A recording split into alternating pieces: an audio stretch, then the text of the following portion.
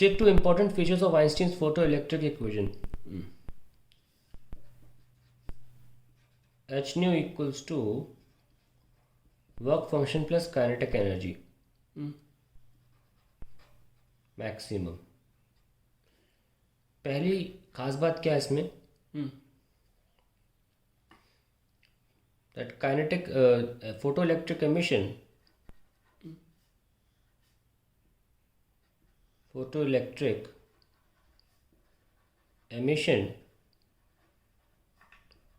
will take place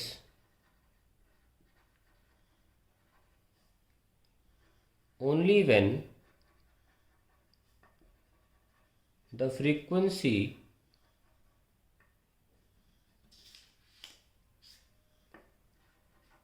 of incident radiation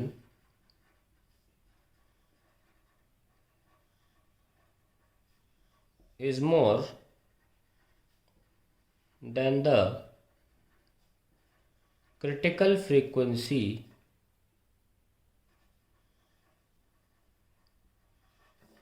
for the material, for the metal, called the threshold frequency,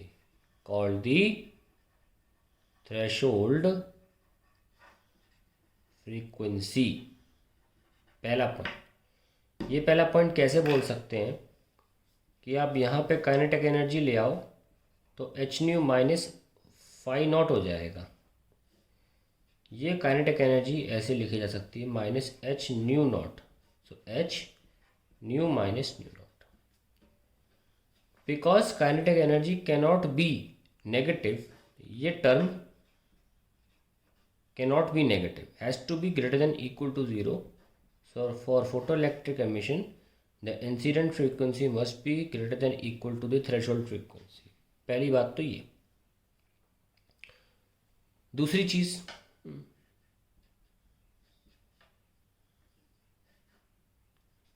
the photoelectric emission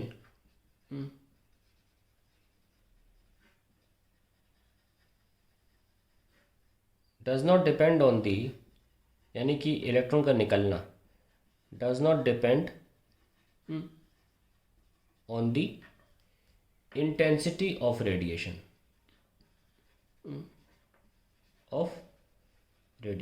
आप कितनी intensity use कर लो, अगर frequency threshold से ज़्यादा नहीं है तो नहीं होगा emission of the electron. Does not depend on the intensity of radiation. मैं एक और लिख देता हूँ, तीसरी काम आएगी और ज़रूरी भी होता है कि हम जितना हो सकता है इसमें लिख लें अभी के लिए, क्योंकि डुअल नेचर बहुत प्रॉब्लम करता है यूनिट.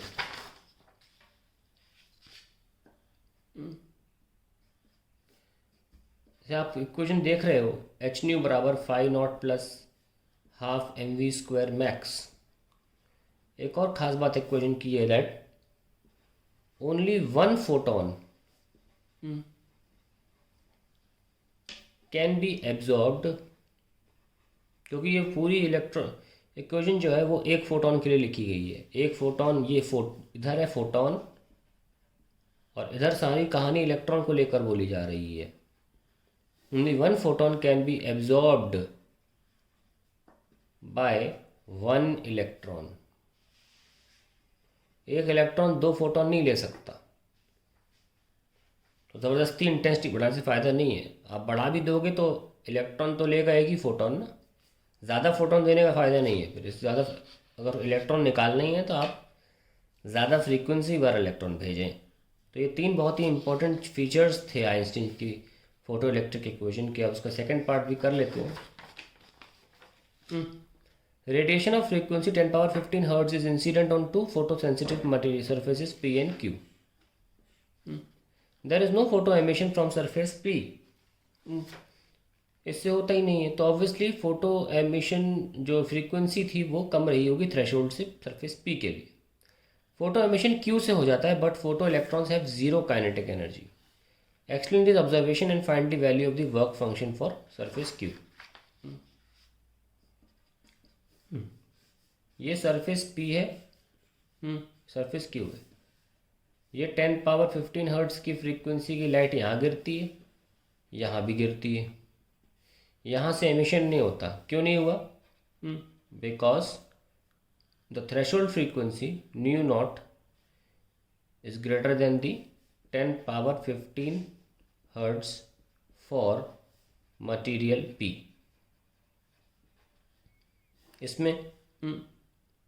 इसमें ये बोला गया कि भाई जितनी आप एनर्जी दे रहे हो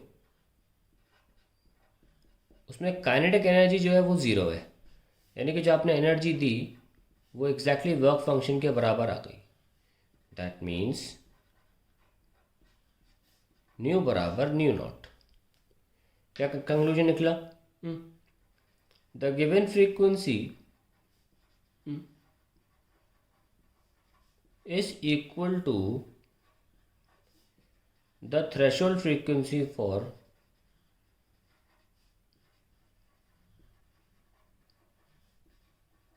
material Q। ये तो हो गया। अब इन्होंने हमसे क्या निकालने को बोला है? Work function.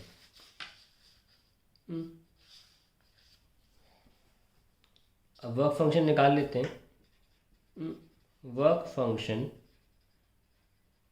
that is phi naught for material Q is equals to h nu naught 6.62 10 की पावर -34 10 पावर 15 6.62 10 की power -19 joule.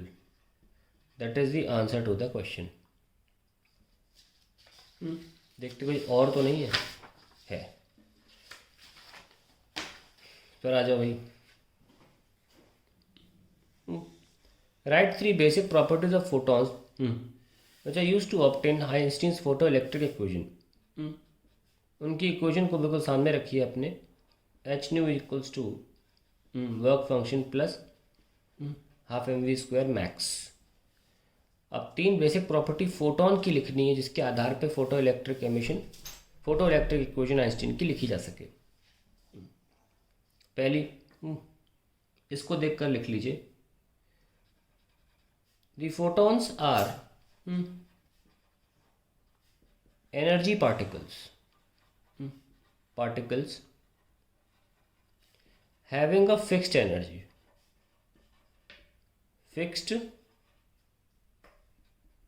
energy h nu। दूसरा, the energy of photons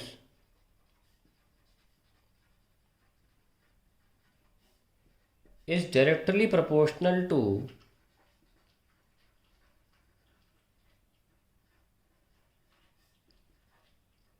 the frequency of the radiation। एक तो ये हो गया। तीसरी बहुत इंपॉर्टेंट बात ये है, क्योंकि एक फोटोन को लेकर लिखी गई है,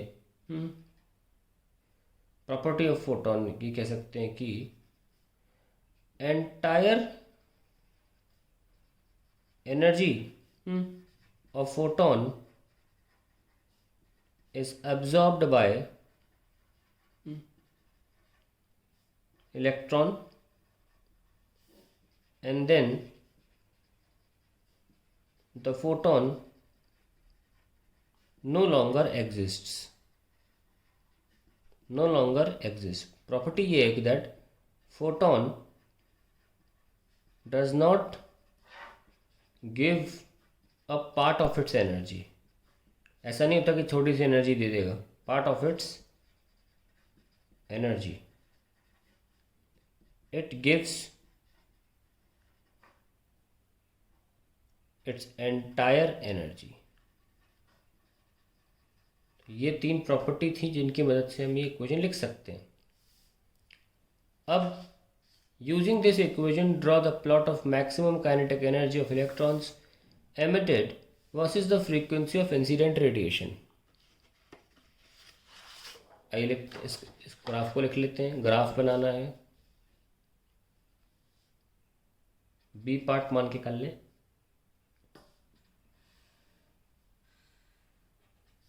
काइनेटिक एनर्जी वर्सेस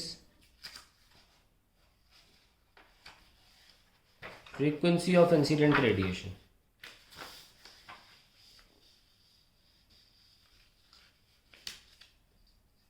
इक्वेशन है h nu is equals to work function plus kinetic energy.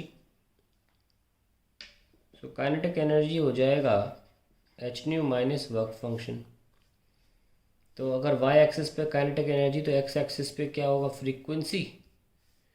ये स्ट्रेट लाइन ग्राफ बनेगा जिसका नेगेटिव में वर्क फंक्शन वैल्यू होगी, तो वाई इंटरसेप्ट जो है वर्क फंक्शन है, और जो थीटा है वो tan इनवर्स ऑफ एच आएगा। बन गया ग्राफ।